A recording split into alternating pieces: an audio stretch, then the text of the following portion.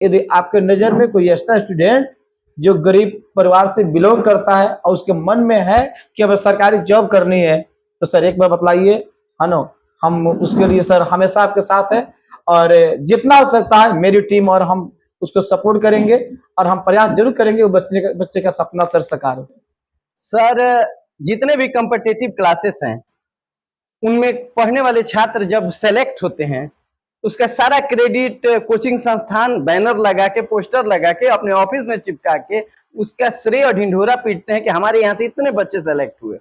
लेकिन उनके साथ पढ़ने वाले 95% से ज्यादा बच्चे जो सेलेक्ट नहीं हो पाते हैं, जो मायूसी भरा रहते हैं, उनके लिए आप लोग कुछ नहीं कहते हैं, ऐसा क्यों? यदि आप ठान लिए कि अगर आपके अंदर सपना है कि हमें बिहार दरोगा में जॉब लेना है, तो सर दरोगा में जॉब लेना कोई बड़ी बात नहीं होती है, बशर्ते आप उस पर काम कर रहे हैं कि नहीं, आप उसको ईमानदारी से काम कर रहे हैं कि नहीं। सर, कहा जाता है ऐसा कि हर कामयाब पुरुष के पीछे किसी स्त्री का हाथ होता है, आपके पीछे किसी का हाथ है कि नहीं? कि जेपी यूनिवर्सिटी का जो स्थिति था बहुत ही हालत खराब था। वहां पे ग्रेजुएशन बच्चों लोग 5 साल में 6 साल में करवाया जा रहा था। अगर मान लीजिए कि उसका प्री सही गया, मेन सही गया, किसी कारणवश उसका मेरिट लिस्ट नहीं बना, तो हम लोग देखते हैं कि बच्चे थोड़ा सा परेशान हो जाता है, उस बच्चे को हम लोग बुलाते हैं, नहीं आता तो बच्चे तक हम लोग चल करके जाते हैं। और मेरे द्वारा अपना मैथ का किताब भी लिखा गया है, रीजनिंग का किताब भी लिखा गया है। इंतजार करने वालों को सिर्फ उतना ही मिलता है जितना कोशिश करने वाले छोड़ देते। हाँ, एकदम बिल्कुल सर बात सही है। बस बच्चे लोग से एक ही हम लोग का निवेदन होता है, एक ही प्रार्थना होता है कि हम लोग आप लोग के साथ है, लेकिन आप लोग पढ़ाई कीजिए। तुम इसको छोड़ो, उठो, जगो, जब जगो तभी सवेरा।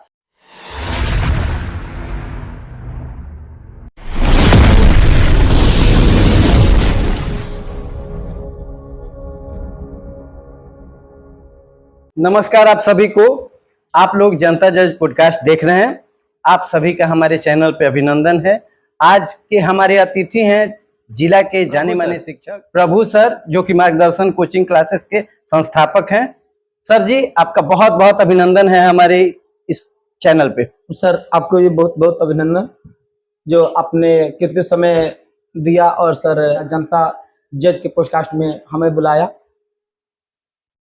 सर, आप एक सफल शिक्षक हैं और आपके कारण बहुत लोगों का जीवन सफल हुआ है। ये बताइए, आपके शिक्षक बनना आपका लक्ष्य था क्या? नहीं सर, किसी भी अगर स्टूडेंट को देखा जाए तो उसके लाइफ का जो सपना होता है, ऐसा नहीं होता है कि हम शिक्षक बने। हर एक आदमी ये सोचता है कि हम अपने सरकारी जॉब अपना प्राप्त करें, और इसी के संदर्भ में हमने भी अपना शुरुआत, मेरा जो सपना था सरकारी जॉब ही प्राप्त करना था, और इसी के सिलसिले में हमने पहले अपना जो प्रारंभिक शिक्षा ग्रहण करने के बाद फिर पटना गए। और पटना जाने के बाद जब हम वहाँ पर अपना पढ़ाई कर रहे थे, उसी बीच में हमें ये ख्याल आया कि चूँकि गोपालगंज में कोई कंपटीशन का अच्छा कोचिंग नहीं था, और हमने गोपालगंज से बहुत सारा यहाँ पे अपना कुछ कोचिंग संस्थाओं को देखे थे, और जब वहाँ पे हमारा क्लास अपना हम समाप्त किए तो मेरे मन में एक ख्याल आया कि क्यों नहीं गोपालगंज चला जाए और गोपालगंज शिक्षा कुछ बेहतर बनाया जाए। और उसी ख्याल से सर गोपालगंज में हम आए और धीरे धीरे लगातार प्रयास करते गए, और आज जिस मुकाम तक है उसी के प्रयास के बदौलत है। सर, आपके बारे में पता चला है कि आप काफी गरीबी रेखा के नीचे से आप आए हुए हैं। इतना सफल हुए, इस बीच आपको काफी संघर्ष करने पड़े होंगे। आप जरा अपने संघर्षों को बताएं प्लीज। ये तो सर बात बिल्कुल सत्य है। हम बतला दें कि सर हम उस क्षेत्र से बिलोंग करते हैं जो हम लोग का क्षेत्र दियरा इलाके के नाम से जाना जाता है। जैसे कि बिशंबरपुर थाने का नाम सुना गया होगा या खेमटिनिया का नाम सुना गया होगा। आप प्रॉपर कहाँ से हैं? सर हम सिपाही ढाला के रहने वाले हैं, और हम 2020 की पहले की बात बतला दें कि सर उस समय जो क्षेत्र होते थे गोपालगंज में दियर इलाके के क्षेत्र थे, और सर उस समय जब बाढ़ आती थी तो हम लोग के जितने भी खेत थे सब बर्बाद हो जाते थे, सब फसल बर्बाद हो जाती थी। हमने बहुत गरीबी का सामना किया है। एक ऐसा समय था कि सर जब मेरा 10th क्लास समाप्त हुआ तो इंटर क्लास में जैसे ही हम लोग अपने एडमिशन लिए गोपालगंज में, तो उस समय तक पढ़ाई करने के लिए हम लोग पास पर्याप्त पैसा नहीं थे, और हम घर से ही साइकिल के माध्यम से, यहाँ से मेरे घर की दूरी लगभग 16 किलोमीटर पड़ती है। यहाँ से यानी गोपालगंज से? हाँ, गोपालगंज से। और सर साइकिल के माध्यम से प्रतिदिन हम लोग को घर से गोपालगंज आना होता था और फिर वहाँ पे जाना होता था। पर डे हमने साइकिल के माध्यम से ही गोपालगंज आया और यहाँ पर जो भी अपने कोचिंग संस्थाएं थे, यहाँ के माध्यम से हमने शिक्षा प्राप्त किए और फिर घर पर जाते थे। ऐसा नहीं, वहीं तक हम सीमित नहीं रह जाते थे। अपने गांव के जो भी बच्चे थे 9th 10th या 8 जो भी छोटे बच्चे थे, उन लोग को शाम के टाइम में बुलाते थे और बुलाकर उन लोग को पढ़ाते भी थे। धीरे धीरे समय गुजरते गया, मेरा जो इंटरमीडिएट समाप्त हुआ, फिर स्नातक, फिर मेरा पीजी समाप्त हुआ। अब उस समय हम सोचे कि सरकारी नौकरी के लिए, क्योंकि सरकारी नौकरी के लिए कंपटीशन की तैयारी करना पड़ता है, और सर उस समय गोपालगंज आए लेकिन कोई अच्छा कंपटीशन क्लास नहीं थे। बाहर भी जाने के लिए उतना पैसा का व्यवस्था था नहीं, लेकिन फिर भी बहुत सारे व्यवस्था करके हम पटना गए। और पटना गए क्योंकि पैसे की स्थिति थोड़ी सी उतनी अच्छी नहीं थी। वहाँ पर जितने भी समय हमने अपना दिया, 10 से 12 में अपना समय दिया, और समय देने के बाद उस समय आईबीपीएस के माध्यम से बैंक में जॉब हुआ करते थे। मेरा पहला सफलता वही से शुरुआत होता है। और 2016 में ही हम लोग बात करें, 15-16 में हमने आईबीपीएस में अपना पहला एग्जाम निकाला था। और उस समय चाहते तो हम आईबीपीएस में अपना ज्वाइनिंग कर सकते थे, लेकिन ये मेरा ख्याल, वही ख्याल मेरे मन में आया कि यहाँ पर तो हम अपना ज्वाइनिंग अच्छा से कर सकते हैं, लेकिन चूंकि गोपालगंज की स्थिति हम देखे हुए थे कि गोपालगंज में कंपटीशन के क्षेत्र की हम लोग बात किए जाए तो यहाँ पे कोई अच्छा कोचिंग नहीं है। और उसी ख्याल से हम सोचे कि क्यों नहीं गोपालगंज में चला जाए, और चल करके थोड़ा सा जो गोपालगंज में हम लोग का मैथ और रीजनिंग या कोई कंपटीशन क्लास अच्छा नहीं है, उसके लिए थोड़ा सा उसको आगे बढ़ाया जाए। और उसी ख्याल से हम गोपालगंज आए। और वहाँ पे एक गोपालगंज जब हम आए तो उस समय एक निजी कोचिंग के साथ मिल करके और हम उसमें मैथ और रीजनिंग का सहयोग करना शुरू किए। उस निजी क्लास का क्या नाम है सर? सर उस समय जो कोचिंग गोपालगंज में सबसे अच्छा संचालित हुआ करती थी, शताक्षी सिविल सर्विसेज। गोपालगंज के जो भी विद्यार्थी अगर कंपटीशन क्षेत्र से बिलोंग करते हैं तो उस समय की कोचिंग शताक्षी सिविल सर्विसेज बहुत अच्छा कोचिंग संचालित होती थी। नवीन सर? हाँ, जिसके संचालक नवीन सर थे। और उन्हीं के साथ मिल करके हम आगे बढ़ना शुरू किए, लेकिन वहाँ पर भी सर ज़्यादा समय नहीं दे पाए, क्योंकि जिस तरह से हम मेहनत करना चाहते थे उस तरह से खुलकर वहाँ मेहनत नहीं कर पा रहे थे, जिसकी वजह से लगभग 11 से 12 माह के बाद हमने वो कोचिंग को छोड़ दिया। फिर हम अपना तैयारी करने लगे, सोचे कि अब बैंक पीओ की तरफ आगे बढ़ा जाए। लेकिन जो हम क्लास वहाँ पर लिए थे, जो वहाँ के बच्चे थे, वो बच्चे बार बार हमको रूम पर आ करके या कॉल करते थे कि सर हम लोग को मैथ और रीजनिंग किसी तरह से कंप्लीट करवा दीजिए। उस समय बीएसएससी का बहाली आया हुआ था और बच्चे इतना ज़्यादा परेशान किए, तो वो बच्चे को परेशान करने की वजह से ही हम बोले कि ठीक है, आप लोग का मैथ और रीजनिंग हम पढ़ा देंगे, आप लोग कहीं जगह देखिए। तो बच्चे के द्वारा ही एक जगह देखा गया, और जगह देखा गया, और वो जगह था सर फ्रेंड्स इंग्लिश स्कूल। क्या बात है! और जब फ्रेंड्स इंग्लिश स्कूल में जब बच्चे सब जगह देख लिए तो हम भी आए सर से बात करने के लिए। तो हम सोचे क्योंकि सर अपना जगह दे रहे हैं तो कुछ तो पैसा लेंगे। तो हम आए तो सर से बातचीत हुई, और वही फ्रेंड्स इंग्लिश स्कूल जिसके संचालक अभी मेरे सामने है, रियाज सर। और उस समय जब पहली बार सर से भेंट हुई थी तो हमने सर से बोला कि सर यहाँ पे कुछ बच्चे को हम कोचिंग पढ़ाना चाहते हैं, जिसमें मैथ और रीजनिंग बच्चे को पढ़ाना चाहते हैं, तो 2 घंटे समय देना है, उसके लिए क्या किराया लीजिएगा। तो सर का बस एक ही मेरा प्रश्न था कि आप बच्चे से कितना पैसा लीजिएगा। हमने बोला सर बच्चे से हमको पैसा नहीं लेना है। तो सर हमको बस यही बात बोले, हमको पैसे की 1 रुपया जरूरत नहीं है, ऐसे लोग की जरूरत है जो गोपालगंज में शिक्षा को बढ़ावा दे। और हमने जितना दिन तक यहाँ पे अपने कोचिंग को चलाया सर 1 रुपये भी नहीं लिया, और हमने भी बच्चे से पैसा नहीं लिए। और उस समय जो भी हम लोग मेहनत किए थे और जिसका परिणाम था कि उस समय बीएसएससी के बहाली में जब बहाली संपन्न हुआ तो लगभग 15-16 लड़के थे जिन लोगों का फाइनल सिलेक्शन हुआ था। बहुत खूब। यहीं से आपकी जर्नी की शुरुआत होती हाँ है। सर, वही से मेरा शुरुआत होती है। और उसके साथ ही जैसे जैसे हम लोग आगे बढ़ते गए, धीरे धीरे संख्या वह बढ़ते गया। संख्या बढ़ते बढ़ते थोड़ा सा संख्या हम लोग को 100 प्लस होने लगा। थोड़ा सा यहाँ पर जगह को थोड़ा सा लेकर के दिक्कत थी। तो उस समय बच्चे लोगों को, हम लोग को थोड़ा सा लगा कि स्पेस की थोड़ा कमी हो रही है। सर को हम लोग कितना परेशान किया जाए, है ना। सर शुरुआत में 1 रूम दिए, फिर 2 रूम दिए, फिर बाद में 3 रूम दिए। अब हम लोग को मन में आ रहा था कि सर को कहीं परेशानी हो रही होगी, है ना।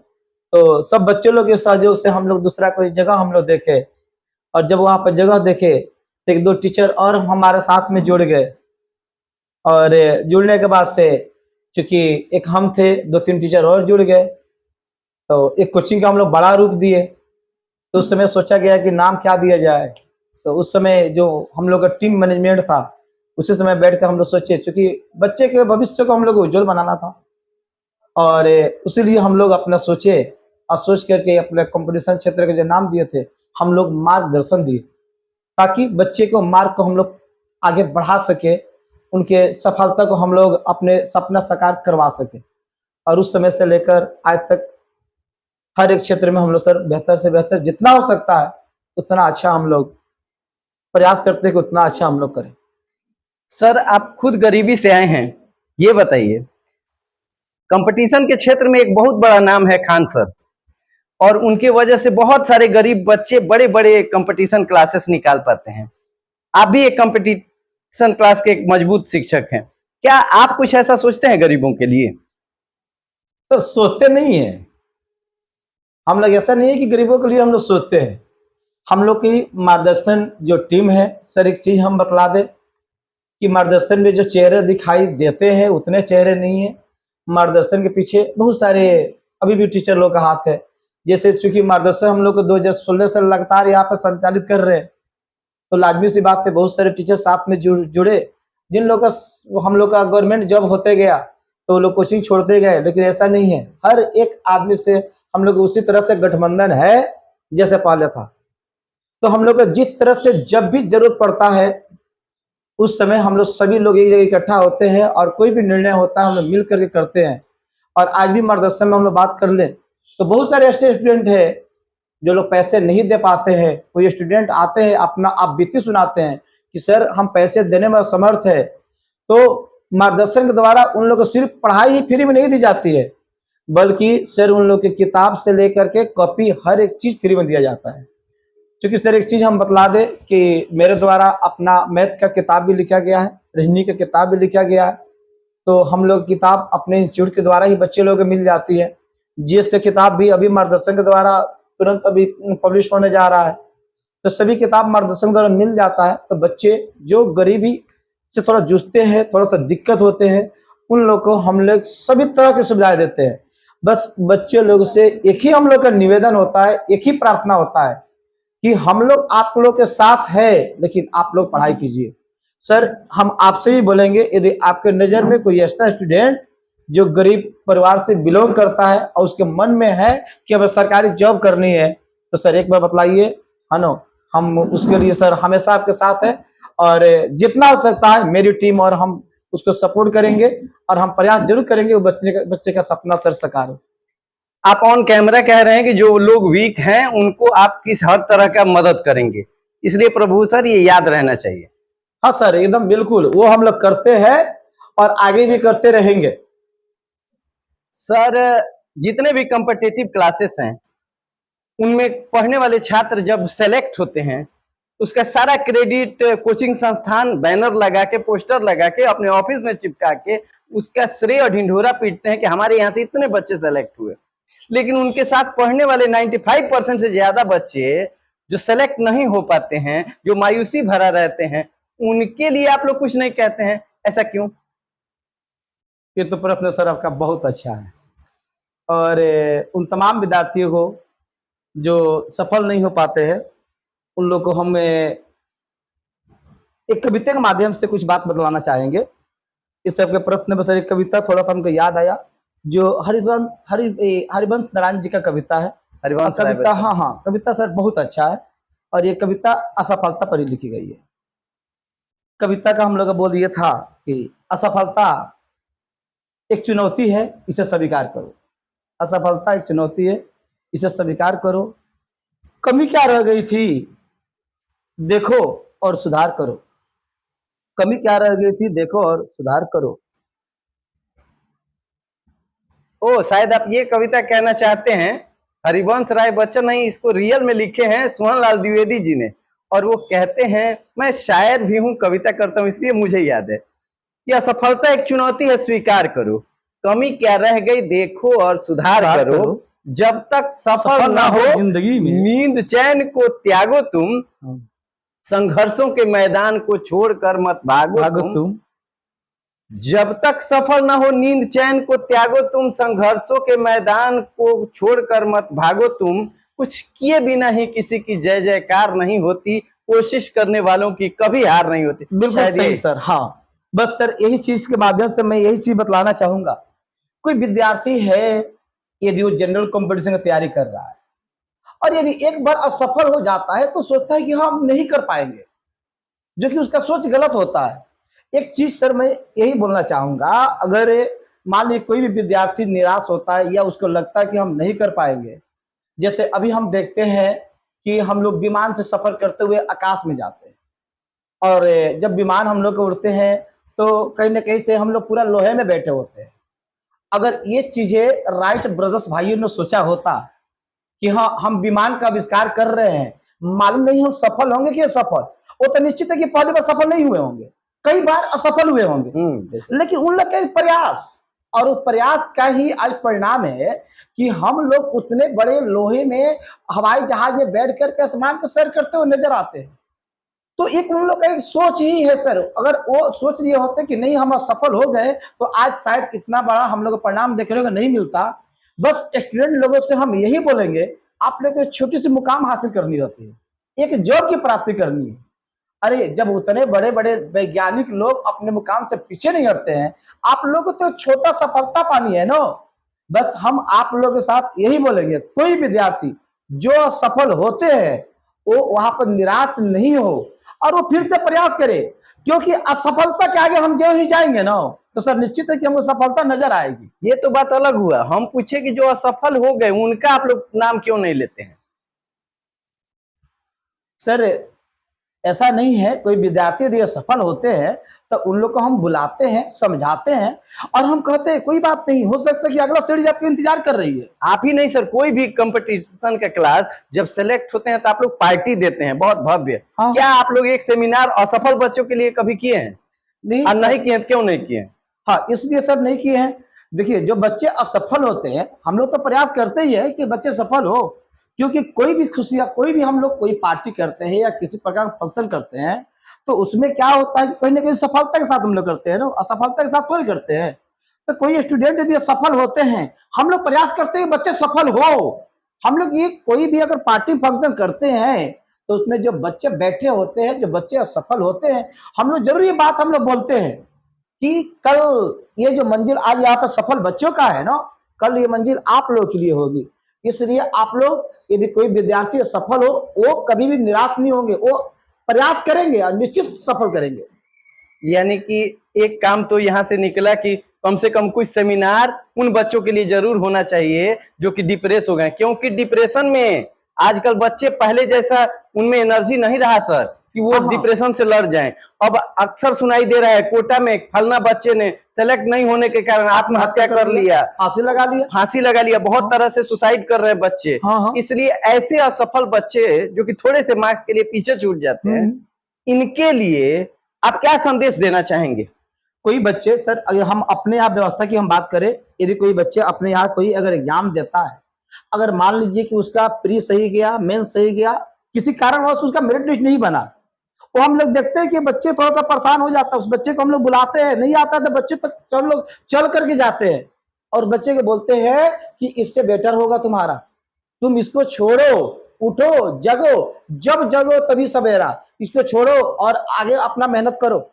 कोई बच्चे अगर ये सोच ले कि नहीं हम यहाँ पे सफल हो गए अब हम हार मान जाए, तो अगर ये सोच अगर हम लोग बात किया जाए सोमनाथ मंदिर पर जो आक्रमण किया था मोहम्मद गजनवी, अगर मान लीजिए अगर वो बार बार प्रयास अगर नहीं किया होता, अगर वो हार मान गया होता, तो आज ये जो हम लोग के भारत है जो सोने की चिड़िया के रूप में बोली जाती थी, तो इस समय भी हम लोग का भारत सोने की चिड़िया के रूप में बोली जाती। लेकिन उसका बार बार एक असफलता तो सीखते गया और एक बार ऐसा न बताया ना कि वो सफल हो गया, और जैसे ही सफल हुआ ना पूरे भारत पे उस समय जो भारत सोने की चिड़िया बोली जाती थी ना, पूरा सोमनाथ मंदिर को पूरी तरह से लूट कर लेकर चला। क्या सोमनाथ मंदिर को लूट लेने से भारत सोने के पिंजरा से हट गया? नहीं, लेकिन अगर वो सफल होकर के सर वहां पर निराश होकर के लौट गया होता तो उसकी कहानी को हम लोग आज नहीं पढ़ा तो करते। उसकी मतलब मेहनत की कामयाबी को दर्शाता है कि लगे रहोगे तो कामयाबी हाँ, मिलेगी। निश्चित सर। लेकिन यहाँ ये टर्म आपने कहा कॉम्पिटिटिव शिक्षक है, लेकिन सोमनाथ मंदिर के लूट लेने से क्या हमारा भारत इतना कमजोर था कि एक मंदिर के लूट जाने से हमारा सोमनाथ जैसे बहुत मंदिर है हमारे यहाँ? हाँ, लेकिन सर वहां पर खजाने बहुत ज्यादा थे। अच्छा अच्छा। हाँ, वहां पर नुकसान भारत को बहुत ज्यादा हुआ और वो घटना हम लोग पूरे भारत के वर्ष के परिवेश में एक बहुत बड़ी घटना मानी जाती है। तो आप बच्चों को यही संदेश देना चाहेंगे कि मतलब आप? हाँ, बच्चे से हम यही संदेश देना चाहेंगे कि एक बार आप सफल हो गए तो रुकना नहीं है, प्रयास करना है। एग्जाम्पल इसका एक नहीं, आप लाखों देखेंगे। अभी एग्जाम्पल हमने आपसे सर बतलाया, राइट ब्रदर्स भाई, अगर वो हार मान गए होते तो आज हम लोग विमान में नहीं उड़ते। अगर मोहम्मद गजनवी हार गया होता तो आज उसका नाम हम लोग नहीं लेते। नाम उसी व्यक्ति का लिया जाता है जो व्यक्ति सफल होता है। आप यदि आज सफल होते हैं, वो रुकना नहीं है, आपको मेहनत करना है, तभी तो कल सर आप सफल होंगे। आपकी बातों से हमें अब्दुल कलाम सर का एक कोटेशन याद आता है कि इंतजार करने वालों को सिर्फ उतना ही मिलता है जितना कोशिश करने वाले छोड़ देते। हाँ, एकदम बिल्कुल सर, बात सही है। सर आप बहुत बढ़िया कोचिंग संस्थान चलाते हैं, फिर भी आप कंसल्टेंसी का काम कर रहे हैं, एडमिशन वगैरह हर जगह। क्या कोचिंग संस्थान पर्याप्त नहीं था कि और ज्यादा के चक्कर में आप फिर एडमिशन कंसल्टेंसी शुरू कर दिए?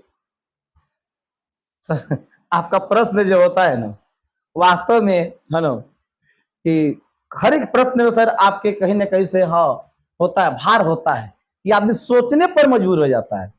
सर आपके प्रश्न का हम आंसर बहुत अच्छे तरीके से देंगे, लेकिन उसके पहले हम एक बात सर हम बोलना चाहेंगे। अभी हम लोग जानता जज के स्टूडियो में बैठे हुए हैं, है ना, और सर जहां तक हम जानते हैं कि आप एक अच्छे स्कूल जो हम लोग का फ्रेड्स इंग्लिश स्कूल के संचालक भी है, और जहां तक हमको मालूम है फ्रेड्स इंग्लिश स्कूल जो गोपालगंज के बच्चे के गरीब से गरीब परिवार का बच्चे भी वहाँ पे पढ़ाई कर सकते हैं, क्योंकि उसकी फी बहुत कम है और वहाँ पे पढ़ाई जो है बहुत अच्छे स्तर पर दी जाती है।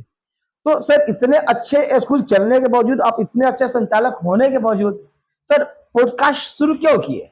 अच्छा, मेरे पे तो सर ये उल्टा सवाल हो गया, लेकिन फिर भी पॉडकास्ट चलाना, हम लोग शुरू से कविता लिखते हैं, बोलते रहते हैं, और बोलते रहने में शिक्षा है, शालीनता है। तो हम लोगों ने देखा कि कितने अच्छे अच्छे लोग बोलते हैं, शुभांकर मिश्रा बोलते हैं, तो उन लोगों को उससे प्रेरणा लेके हमको लगा कि अगर आप में टैलेंट है तो उस टैलेंट को निकालिए, क्यों अंदर रखिएगा, और शौक है पूरा कीजिए। तो मैं ये शौक पूरा करने के लिए पॉडकास्ट किया हूं। अब आप बताइए, मैंने तो शौक पूरा करने के लिए, क्या आप फ्री में सेवा करने के लिए कंसल्टेंसी खोले? नहीं सर, जैसे आप कहीं ना कहीं से चीजें आप ये सोचे हैं कि हाँ जो मेरे अंदर है हम उसको दिखाएं और हम लोगों के बीच आए, तो सर सेम ऐसे ही अभी सर हम पहले बतला दें कि 2020 के आसपास, क्योंकि हम अपना कंपटीशन क्लासेस चलाते हैं, मार्गदर्शन कॉम्पिटिटिव क्लासेस जो जिले का हर एक बच्चे जानते हैं। और कुछ दिन पहले की हम लोग बात बोला जाए तो अपने यहाँ जो यूनिवर्सिटी काम करती है जेपी यूनिवर्सिटी, हर एक बच्चे जानते हैं कि जेपी यूनिवर्सिटी का जो स्थिति था बहुत ही हालत खराब था। वहां पे ग्रेजुएशन बच्चे लोग 5 साल में 6 साल में करवाया जा रहा था, पंचवर्षीय योजना। हाँ, पंचवर्षीय योजना कर दिया गया था। तो अपने यहाँ जो मैक्सिमम बच्चे तैयारी करने वाले होते थे ना, तो इंटरमीडिएट के बाद बच्चे लोग का स्नातक कंप्लीट नहीं हो पाता था। स्नातक लेवल का कोई जॉब यदि आया है बैंक पीओ का या दरोगा का या बीएससी स्नातक स्तरीय या बीपीएससी, तो स्नातकों में बच्चे की संख्या बहुत कम हम देखते थे। ये चीजें से सोच करके ये चीजें हम बार बार सोचते थे कि हाँ ये तो बहुत बड़ा दिक्कत हो रहा है ना, कि गोपालगंज में बच्चे जब स्नातक लेवल के है ही नहीं तो फिर कंपटीशन निकालेंगे कौन?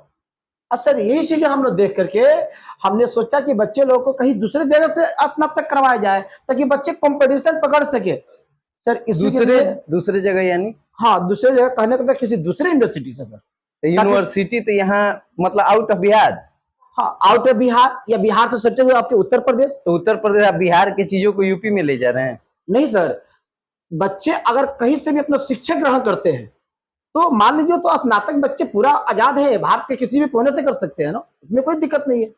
तो हम ये सोचा कि बच्चे के लिए स्नातक कंप्लीट हो जाता है तो बच्चे स्नातक स्तर का जॉब तो मान लीजिए प्राप्त कर सकता है ना। बच्चे के कंपटीशन में हम लोग को जो होता है डोमिसाइल का वैल्यू होता है, डोमिसाइल हम लोग मेन होते हैं। बच्चे कहीं से कोई भी कोर्स कर सकते हैं, उसमें कहीं से कोई दिक्कत नहीं है। और इसके लिए ही हमने कुछ आसपास के जो भी यूनिवर्सिटियां थी या जो भी अच्छे यूनिवर्सिटी थे, वहां से बच्चे लोग का एडमिशन कराना शुरू किया और धीरे धीरे बच्चे लोग को हम स्नातक कराते गए। लेकिन उसी बीच में कुछ हम लोग के पास से समस्याएं ये आई कि कुछ बच्चे ऐसे भी थे कि जो बड़ी संख्या में बच्चे बीएड करना चाहते थे। बीएड, हाँ, बीएड बीएड की हम लोग बात किया जाए तो उस समय बहुत बड़ी संख्या में बच्चे जो बीएड करने चाहते थे, लेकिन हम उस समय बीएड नहीं करवाते थे। हम विशेषकर स्नातक पर ही काम करते थे बच्चे लोग, बीए बीएस ग्रेजुएशन। हाँ, ग्रेजुएशन। तो एक स्टूडेंट लोग का समूह हम लोग से हमसे मिला और बोला कि सर हम लोग बीएड करना चाहते हैं, सर कोई तो उपाय बतलाइए। तो सर हम बतला दे कि 2020 के आसपास में कोई भी आदमी जो टीचर बने हैं वो लोग कोई बीएड किए होंगे तो उन लोग का बीएड 1 लाख से कम नहीं लगता था, ऊपर ही हो जाता था। और बच्चे लोगों को बीएड हरियाणा से करवाया जाता था, बच्चे लोग का बीएड जो था पंजाब से करवाया जाता था, इतना दूर से करवाया जाता था। अब इसमें सुधार करने के लिए उस समय कुछ बहुत सारे बच्चे ऐसे भी थे जिसके द्वारा आवृत्ति सुनाई गई कि सर बीएड के लिए हम इस टीचर को पैसा दिया तो इतना पैसा मेरा ले लिया गया। तरह तरह मैंने बच्चे लोग का बीते सुनकर सर बहुत दर्द हुआ और उसी सिलसिले में हमने बीएड पर काम करना शुरू किए। और सर आज हम बतला दे कि गोपालगंज के बच्चे कोई भी बीएड भी करना चाहते हैं ना, हम लोग 50 से 60 हजार में पूरे बच्चों को बीएड करवा देते हैं। और उसी का हम लोग का नतीजा सर आज भी हम लोग देखा जाए तो टीचर के माध्यम हम लोग का टीआरई में देखा जाए तो हम लोग अपने यहाँ जो बैच हम लोग का बीपीएससी टीआरई वाला जो बैच चला था, एक बैच से 37 बच्चे फाइनल सिलेक्शन लिए थे एक बैच से। सब तो मिला कहीं ना के कहीं कितने से सर हम लोग यदि बीएड या कहीं ना कहीं स्नातक हम लोग कराना शुरू किए थे बच्चे लोग के लिए, ये ऐसा नहीं है हम लोग ये जो कोर्स करवाने के पीछे हम लोग अपना स्वार्थ नहीं जुड़ा हुआ है सर। बिल्कुल नहीं सर देखिए, अगर कोई भी आदमी काम करता है तो ये बात सही है कि हाँ कि 2% 5% कुछ तो लाभ होंगे ही होंगे, लेकिन कहीं ना कहीं बच्चों लोग के द्वारा ही हमको आगे बढ़ना पड़ा, नहीं तो सर उस फील्ड को हमने चूज नहीं किए हो। आप कहे कि सर बच्चों को बड़ी दूर जाना पड़ता था, हरियाणा जाना पड़ता था, पंजाब जाना पड़ता था, लेकिन एक न्यूज मेरे को है आपके द्वारा बीएड कराए जाने पर इस बार सेंटर आगरा में गया था। आगरा भी तो नजदीक नहीं है सर। अभी हम लोग बात किए जाए तो मेरे पास अभी लगभग 7-8 यूनिवर्सिटियां से हम लोग काम करते हैं जो बीएड। और सर ये भी हम बतला दें पूरे चैनल के माध्यम से, अपना जो हम लोग जनता जज जो हम चैनल के माध्यम से बतला रहे हैं कि अपने यहाँ से बीएड लगभग प्रति साल 300 से 400 संख्या में विद्यार्थी बीएड करते हैं, ओनली बीएड। बाकी सब कोर्सेज हम लोग का अलग है। और सर वहां पे बच्चे ही अपना सिलेक्शन करते हैं, क्योंकि आगरा में क्वेश्चन ऑब्जेक्टिव होते हैं। अब बच्चे लोग एग्जाम देना आसान होता है, रंगना होना जो हम लोग को ओनली रंग देना होता है, जिसको वजह से बच्चे ज्यादा सिलेक्शन अपना जो होते हैं आगरा में चाहते हैं। नहीं तो सर हम गोरखपुर में भी एडमिशन करवाते हैं, अभी हम लोग चले जाएंगे खलीलाबाद संत कबीर नगर में, यहाँ पे भी करवाते हैं हम सर, लखनऊ में भी करवाते हैं और मेरठ में भी करवाते हैं। हर एक जगह पर लगभग हम लोग के पास 8 से 9 यूनिवर्सिटियां सर है जहाँ से हम लोग बीएड करवाते हैं। तो ऐसा नहीं है कि हम लोग अपने माध्यम से बच्चे लोग आगरा नहीं भेजते, हम तो बच्चों को कहते हैं कि बच्चे आप लोग गोरखपुर से, लेकिन चूंकि गोरखपुर सेमेस्टर सिस्टम होते हैं बच्चे लोग की परेशानी ज्यादा होती है, इसलिए बच्चे जो होते हैं ईयरली सिस्टम में जाना चाहते हैं। कैसे परेशानी होती है? 6 माह पर एग्जाम देने जाना सर, प्रैक्टिकल देने जाना, बार बार थोड़ा परेशानी होती है। क्या आगरा में नहीं जाना पड़ता? साल में 1 बार जाना पड़ता है ना। अच्छा, साल में 1 बार जाना पड़ता है, तो वहां से बच्चे लोग की परेशानियां कम हो जाती है। अच्छा, एक क्वेश्चन बताए कि आगरा में आपको ऑब्जेक्टिव क्वेश्चन देने पड़ते थे, क्या गोरखपुर में सब्जेक्टिव देना पड़ता है? हाँ सर, गोरखपुर में जो एग्जाम होते हैं सब्जेक्टिव होते हैं, बच्चे लोग की कॉपियां कम से कम लगभग 25 से 30 पेज लिखनी होती है, तो थोड़ी सी यहाँ पर स्ट्रगल करना पड़ता है, वहाँ पे थोड़ा सा आसान पड़ता है। तो हर एक आदमी सोचता है जहाँ से आसान हो वहां से हम करें, और थोड़ा सा फी भी यहाँ से हल्का सा कुछ कम पड़ जाते हैं, इसलिए बच्चे थोड़ा सा पलायन करते हैं वहाँ। आपके यहाँ से एग्जाम हुआ तो बहुत ज्यादा मात्रा में पुलिस की भर्ती जो हुई उसमें आपके बच्चे सेलेक्ट हुए, हमने देखा। और उन बच्चों में जो बच्चे सफल नहीं होते हैं लेकिन जिनको तमन्ना रहता है दिल में कि हमारे शरीर पे भी वर्दी आए, उन हताश बच्चों के लिए आप क्या कहेंगे कि उनके भी वर्दी उनके शरीर पे चला जाए? हाँ सर, अभी हम लोग बात किया जाए तो जो बिहार पुलिस एग्जाम हम लोग का निकला हुआ था, उसमें अपने यहाँ से जो बच्चे थे प्री में पहला जो हम लोग का एग्जाम हुआ था, उसमें लगभग 150 के आसपास बच्चे जो है अपने सफलता प्राप्त किए थे। फाइनल सिलेक्शन भी हम लोग का काफी अच्छा रहा और कितने हुए? लगभग 50 से ज्यादा बच्चे जो थे अपना फाइनल सिलेक्शन बिहार में। सर 150 वाला clear बड़ी थे। तेजी में बोले हैं, 50 वाला धीरे क्यों बोल रहे हैं? नहीं सर, ऐसा बात नहीं है, हम लोग का काम है पढ़ाना। अब चूंकि बच्चे जो अपना एग्जाम निकाल लेते हैं, वो बच्चे कुछ फिजिकल में छट गए, कुछ मेरिट लिस्ट में छट गए, कुछ जो हम लोग का बच्चे था हम लोग का डॉक्यूमेंट वेरिफिकेशन में छट गए, तो वहां पर तो सर हम लोग को जिम्मा नहीं ले जाता है। लेकिन फिर भी अगर एक किसी एग्जाम में ओनली बिहार पुलिस की हम लोग बात किया जाए और उसमें हम लोग यदि मान लीजिए फाइनल सिलेक्शन लगभग 50 से 60 के बीच में हम लोग देते हैं, तो अभी बहुत सारे एग्जाम हम लोग का है ना, एक ओनली एक फील्ड की हम लोग बात बतलाए बिहार पुलिस। और सर हम एक चीज बतलाए कि बच्चे लोगों को जो हम लोग सफलता दिलाने का काम करते हैं, ऐसा नहीं है कि हाँ हम अकेले कुछ कर पाते हैं, नहीं सर। इसके पीछे हम लोग के मार्गदर्शन की जो टीम है, एक टीम मैनेजमेंट जो हम लोग के पीछे हम लोग काम करती है, सब शिक्षक का एक अच्छा से अच्छा अपना योगदान होता है।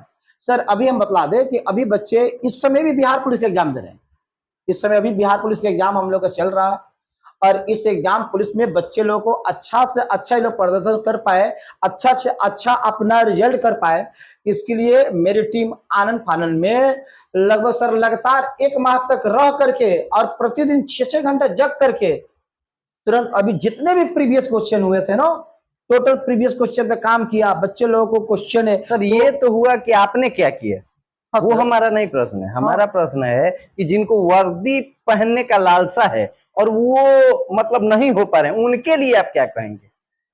हाँ सर, जैसे बहुत सारे बच्चे हैं जो चाहते हैं कि हाँ हमको वर्दी पहनना है और वो बच्चे सोचते हैं कि हाँ मालूम नहीं हम कर पाएंगे कि नहीं कर पाएंगे, लेकिन उनके मन में ये है कि हाँ हमें वर्दी लेना है।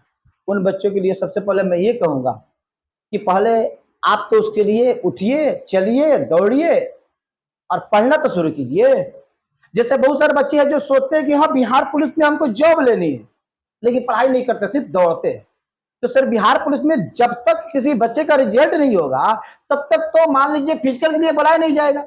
अब बच्चे अभी सिर्फ बच्चे को देखा जाता है, बच्चे दौड़ने में खूब मेहनत करते हैं, पढ़ाई पे मेहनत नहीं करते हैं।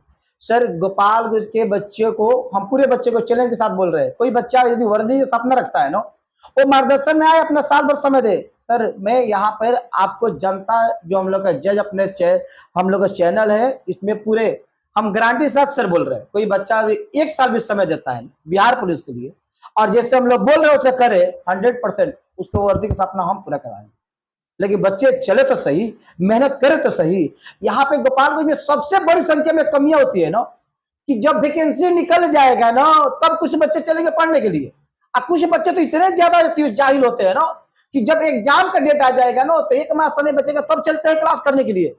अब सर हम 1 माह में हम क्या कर सकते हैं, या मेरी टीम क्या करेगी? कोई भी बच्चे के यदि वर्दी का सपना है तो हम बोलेंगे आप हमें समय दीजिए, मैं गारंटी देता हूं आप अपना 1 साल समय दीजिए मार्गदर्शन में, मेरी गारंटी है वर्दी का सपना हम आपका सरकार पूरा करवाएंगे। बस बच्चे लोग आए तो सही, अपना समय दे तो सही सर। उसके लिए मैं और मेरा टीम पूरा तरह से लगे हुए हैं सर। कहीं से बच्चे को हम लोग सफल नहीं होने देंगे, जितना हो सकता है हम लोग अपना हर एक चीज पर बच्चे लोग को झोंकने के लिए तैयार है। यानी सर के कहने का पूरा मतलब ये रहा कि कोई फिजिकल पे ज्यादा मेहनत करता है तो फिर स्टडी पे मेहनत नहीं करता है, अगर कोई स्टडी पे मेहनत करता है तो फिजिकल पे नहीं करता है। हाँ। इसलिए दोनों में लेवल बढ़ा के मेहनत किया जाए। हाँ, पहले तो हम यही बोलेंगे सर, मान लीजिए बच्चे का अभी जो शुरुआती वक्त है पढ़ाई पर ध्यान दे, क्योंकि जब रिजल्ट निकलेंगे तभी तो फिजिकल की जरूरत पड़ेगी। और जब एग्जाम बच्चा दे देता है उसके बाद से 3 माह तक समय बच्चे को मिलता है फिजिकल के लिए, जो कि बहुत ज्यादा होता है, पर्याप्त होता है। अब बच्चे यहाँ पे होते हैं सुबह शाम दौड़ना शुरू कर देते हैं, शाम को पढ़ने का समय आएगा तो बच्चे सो जाएंगे। पढ़ाई किए कहा, रिजल्ट निकला कहा, तो फिर अब दौड़ के क्या कीजिएगा? आप ऐसा तो नहीं है कि मैराथन दौड़ की तैयारी कर रहे हैं, आप तो आए हैं कि वर्दी का सपना लेने के लिए। तो भाई पहले पढ़ाई तो कीजिए, सही पढ़ाई कीजिए, फिर आपका फिजिकल है, लेकिन पहले पढ़ाई कीजिए। हम यही बोलेंगे, पहले बच्चे की पढ़ाई सर जरूरी है। यानी रिटेन पे ज्यादा ध्यान दे। हाँ सर, एकदम रिटेन पर ज्यादा ध्यान हम लोग का देना ही है बच्चे को। तभी वो बच्चे का सपना साकार हो पाएगा, नहीं तो सिर्फ दौड़ने से बच्चे का सपना साकार नहीं हो पाएंगे। सर, कहा जाता है ऐसा कि हर कामयाब पुरुष के पीछे किसी स्त्री का हाथ होता है, आपके पीछे किसी का हाथ है कि नहीं? सर बात तो सही है, हर एक आदमी के सफलता या सफलता के पीछे किसी न किसी लड़की का तो हाथ होता है। लेकिन सर मेरे सफलता के पीछे, हाँ, आप ही के। हाँ मेरे सफलता के पीछे कहीं न कहीं से मेरी माता का हाथ है। माता का? हाँ, और माता और पिता के योगदान के द्वारा ही हम आगे बढ़ पाए, और इसमें श्रेय मेरे भाइयों को भी जाता है, क्योंकि मैं घर में सबसे छोटा हूँ, पूरे अपने घर में भाई और बहन में सबसे छोटा हूँ। तो सब लोग का ये एक प्रयास था कि हाँ पढ़ाई हम अच्छा से करें। तो हम मेरे लाइफ में जो सबसे ज़्यादा श्रेय जाता है तो मेरे फैमिली का ही जाता है, जिसमें मेरे मम्मी और पापा का श्रेय ज़्यादा जाता है। आप शादीशुदा भी हैं? हाँ सर। आपकी पत्नी का कोई रोल नहीं है आपकी कामयाबी में? तो सर पत्नी बाद में नभाती है, मेरा मान लीजिए कहीं न कहीं से वो पत्नी शादी तो बाद में न होता है सर, तो अभी हम उसमें कहाँ से सहयोग करें, उसमें हम कहाँ से बोल पाए। यानी कि आपके पीछे आपकी माता जी का विशेष हाथ? हाँ सर। वही महिला में वो है? हाँ सर।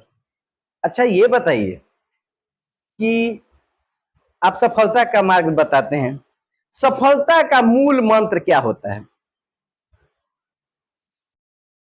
सफलता का मूल मंत्र क्या है?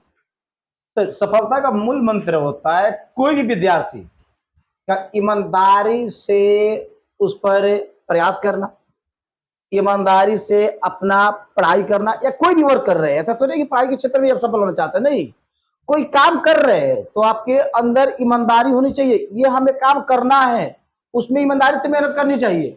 अगर सर लाइफ का कोई भी काम आपके अंदर ये है ना कि यदि ठान लिए ना कि हमको ये काम यदि करना है, तो सर दुनिया में कोई ताकत नहीं है जो आपको वो रोक सकते हैं, बशर्ते आपके अंदर ईमानदारी होनी चाहिए कि हमें ये करना है तो करना है, और सर आपके अंदर लगन होनी चाहिए कि हमें ये काम करना है। कोई भी चीज यदि आप ठान लिए कि अगर आपके अंदर सपना है कि हमें बिहार दरोगा में जॉब लेना है, तो सर दरोगा में जॉब लेना कोई बड़ी बात नहीं होती है, बशर्ते आप उस पर काम कर रहे हैं कि नहीं, आप उसको ईमानदारी से काम कर रहे हैं कि नहीं। तो सर हम बस यही चीज बोलेंगे सफलता के मूल मंत्र के बारे में। अगर कोई बच्चा ये चाहते कि हमें दरोगा बनना है, तो दरोगा बनना है तो पढ़ाई तो करे अपनी ईमानदारी से, वो अपने रोटी में डाले कि पर डे हमें 6 घंटे पढ़ना है, 6 घंटा पढ़ के लगातार उस पर वर्क करे।